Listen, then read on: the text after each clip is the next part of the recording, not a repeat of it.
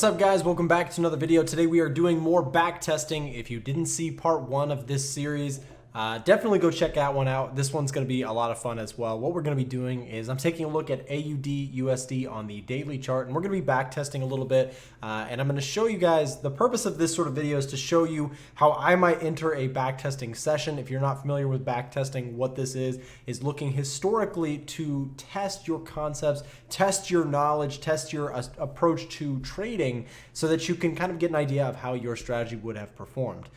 This is not a perfect solution to identifying exactly what's going to happen in the future. If you've ever heard the expression past performance is not necessarily indicative of future results, that term or that saying is based on this sort of concept. Just because something worked really well or kind of well last 10 years does not necessarily mean it's going to be an amazing strategy the next 10 years. Now, with that said, it's not entirely useless in my opinion either to backtest, because backtesting is like any sort of business model. You look at the trends, you look at the way certain things happen, and you try to make a judgment call based on how you should go forward. So backtesting is a great way, in my view, in my personal opinion, to get a feel for your ability in the markets to trade a certain concept. Now, if you're familiar with the way I trade, most of what I do is momentum based. Most of the time I am looking to go with the trends. I'm looking to ride momentum and looking to keep my trades managed well in terms of keeping my risk small and letting my trades run if they want to do so. Now, what I usually do, if you didn't see part one, is I usually look at the 200 period moving average as a long-term source of the trend or the direction of the market, and I use the 20 period down here as kind of a shorter term momentum driving force. So what I'm going to be looking for is, generally speaking, I'm looking for breakouts, I'm looking for retests, I'm looking for ways to get involved with a strong trend that gives me a good probability of making money. So I've got my sheet here. What you'll see is I can basically record my profit and my loss on this session, and hopefully we'll be doing AUD USD so we can just kind of expand that out, and I'll be going through some trades and seeing how they perform. So let's go ahead and jump right into it without further ado. If you're not familiar, the F12 button on MT4 is kind of cool because it allows you to go one bar at a time, which is great for our testing concept here. So jumping right into it, I am currently looking at AUD USD, and again on the daily chart we have this downtrend because price is currently trading underneath that longer term area of value, which is that 200 period moving average. Now, if there's any sort of sign of downtrend continuation, there might be a play to think about here. Now, the first one that I see is I like the idea of potentially getting short here on the retest of this AUD USD move. So maybe I'll take my first position here, and what I'm going to do is use my Fibonacci tool. Again, I will let you pause the video. I do this every time. If you want to copy my settings for the Fibonacci tool, this is what I'm using to test or use for concepts here. You can see all the different levels. I've changed them so that it gives me my risk to reward, and I can visualize that while I'm doing my back testing. Okay. So with that said, let's move on. So let's say I took this trade. I like the idea of putting a stop above structure here. I'd say that's a pretty reasonable stop. And with all my trades here, I'm going to be risking 1%. So let's see how this would have gone. Okay, so price immediately moved in my favor, which is nice. Took a little bit of heat on this trade. You can see came close to that stop, but ended up rolling over so far. Now, at this point, when price moves 1R in my favor, I go ahead and move my stop up to break even. If you've seen my previous episode of this series, I've talked about that. So I move my stop up to break even in this case. So at this point, this trade is not going to be a loser, which is cool. Let's see if this one can become a winner though. Okay, price moving still at break even, so it didn't quite hit 2R, which would have triggered me to move this stop to 1R. So we haven't gotten that. We're back to our entry point, and if it just, yep, there it is. So out for a break even trade. We can record that in our log here, a 0% profit.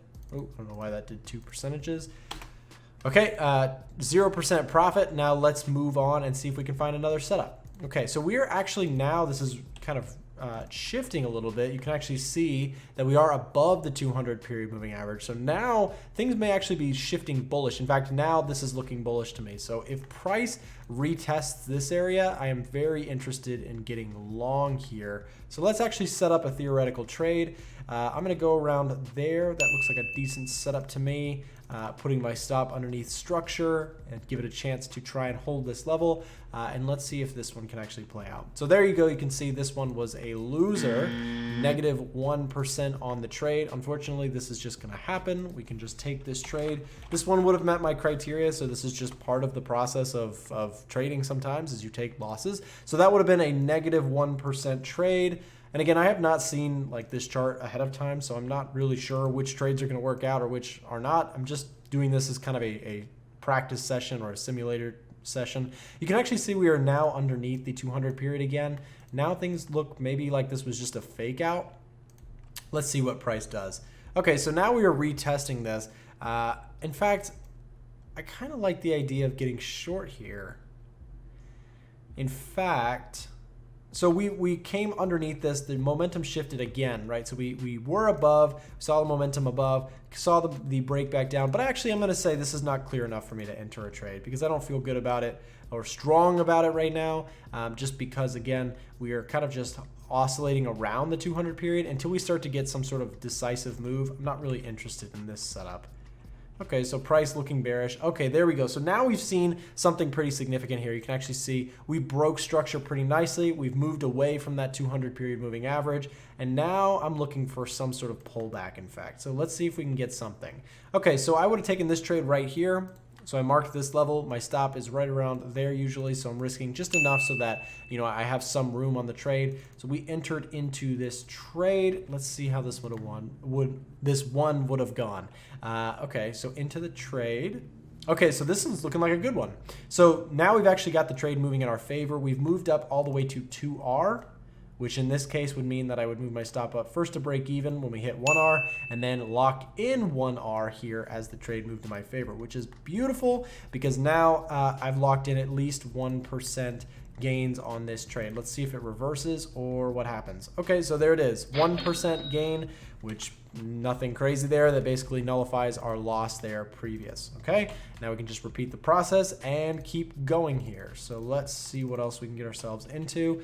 We'll continue this trade or this test. You can see I still like the idea. I like this area here. If we were to break that level, I'd be interested.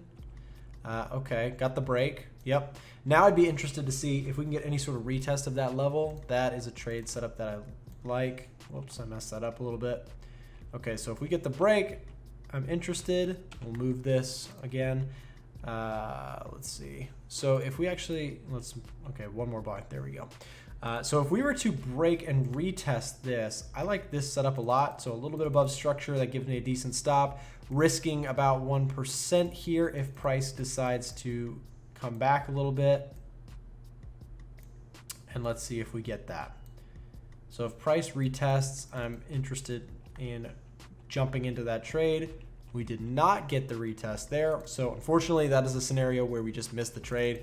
That's no fun, but it's part of the process. Unfortunately, that just happens. Actually, we can reevaluate here. If we get into this, I like this trade setup here. So let's see if that one plays out. Okay, so we actually got in. Oh, look at this weird bar. This is a strange one. So we actually did get involved with the trade here. You can see price came up to our entry point, got us tagged in, and then moved all the way down. We had this weird candle. So this is a really strange scenario where you have these one bar moves that are just massive.